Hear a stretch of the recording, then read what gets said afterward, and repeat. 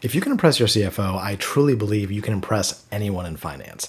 But most people focus on all of the wrong things. So what I want to do today is give you my proven framework to impress your CFO or really any finance executive in 24 hours.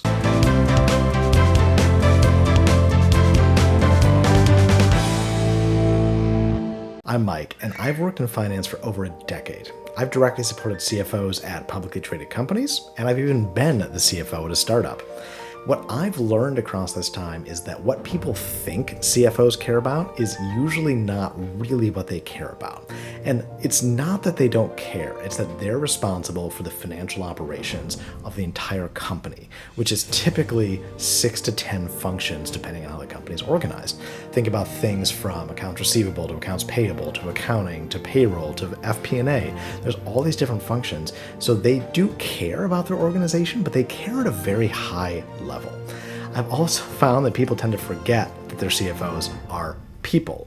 And a lot of this is going to play into the ways that you can impress your CFO. You're definitely going to want to hang out tight to the end of this video because I've got a secret weapon that will seal the deal with your CFO.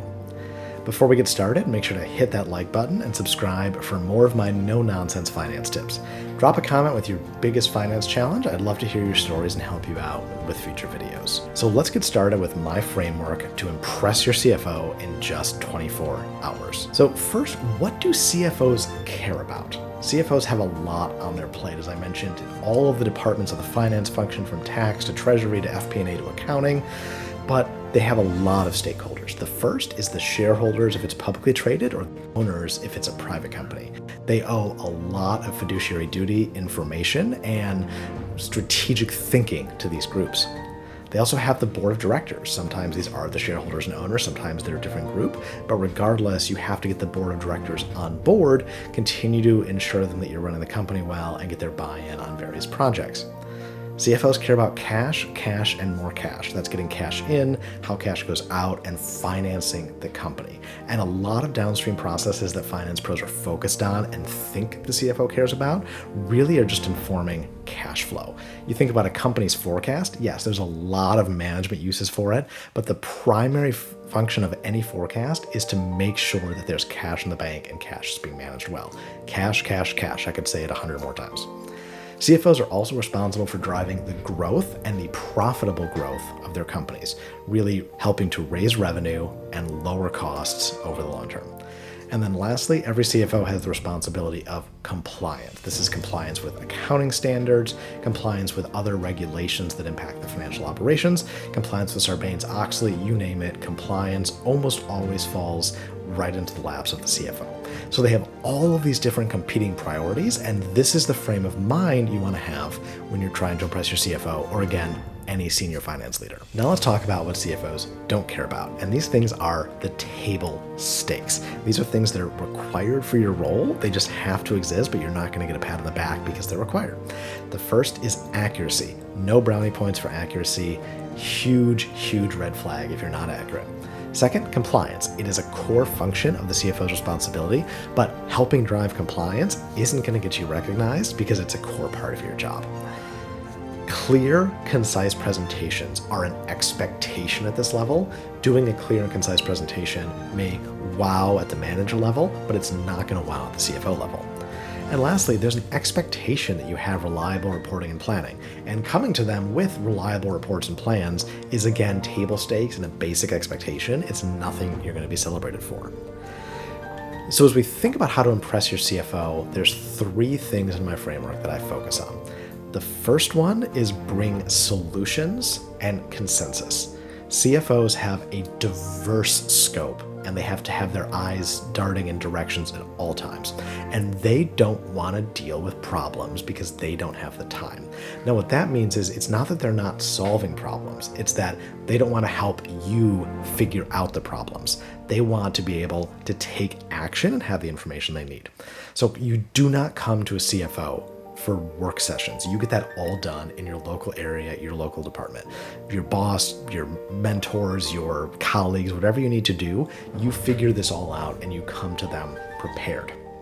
You must come to your CFO with solutions. The way that you present this, You come in and you clearly articulate the problem or the opportunity you found. Then you back this up with data. You back up the problem and the opportunity with data, and then use that data to provide one or two solutions, assuming that you need them to choose between it. And the critical step that I see so many people miss is you need to gain consensus across teams.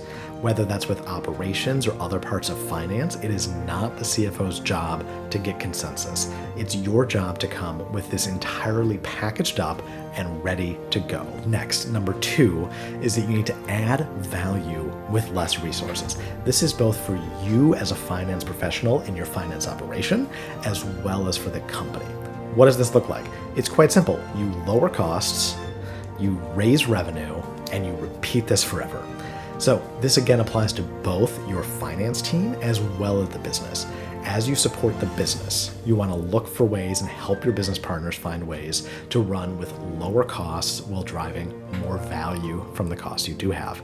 And within the finance organization, this looks like process improvement, automation, rolling out tools, streamlining, finding better forecasts, providing better strategic insights, all the different things you can do, and doing all of this with less headcount, less resources, and the most optimal suite of tools. It really is simple, but it's complicated to execute continuously. That's why you can really stand out. Again, lower costs, raise revenue, repeat this forever. So think about a rule. If you're going to come to the CFO and ask for money to improve something in finance, I always say you want to drive at least 10 times the value. If you ask for $1, you want to bring the company $10 of value, if not more. Sometimes other companies, this is 50 to 100 times, but you always want to be bringing more value than you're taking. Number 3, remember that CFOs have bosses too. They are people. So you need to help your CFO always look good to their boss and to their stakeholders. Part of this, the biggest part, is no surprises. Make sure that they have the right information they need, that it is correct, actionable, and adds value. As you support the CFO, think about all of the stakeholders in the organization and make sure that you're framing things in a way that will help benefit, and if not benefit, at least keep neutral all of the different stakeholders they have to serve. As you do projects or bring things to their attention, you want to make sure that you've talked across the finance department. You've gotten, again, consensus from operations, from every part of the finance function that is touched, showing that you've thought across the organization to make sure you're bringing them the best possible solution is huge, and almost no one does this. And then also, you want to document accomplishments from a frame of their department. Remember, you get credit for your individual and your team's accomplishments. Your CFO gets credit for the accomplishments of their entire team. So you want to help make sure that you're raising accomplishments so that your CFO has things to show to their boss, whether that boss is directly the board of directors, the CEO, whomever. You want to make sure that you're setting them up to, again, look good and highlight their accomplishments. And you also want to make sure that in the first place, you're helping the finance organization drive these accomplishments. If you do a great process improvement project, help scale that out across the organization and then tell people about it. This is the way you impress your CFO and any other executives. And now I am really excited to share a bonus that will help you with this last tip. And this is my accomplishments tracker and performance review strategy. I want to give you a link. It's going to be down in the description. This is going to send you to a free download of my Excel accomplishment tracker. In addition to this, I'll also send you my weekly newsletter, Finance Unfiltered, which provides you unfiltered finance advice to help accelerate your career every single Thursday. You do not want to miss out on this great resource, especially with year-end reviews coming up so soon. If you take away one thing from this video, it's that impressing your CFO and senior leadership means it's not about you.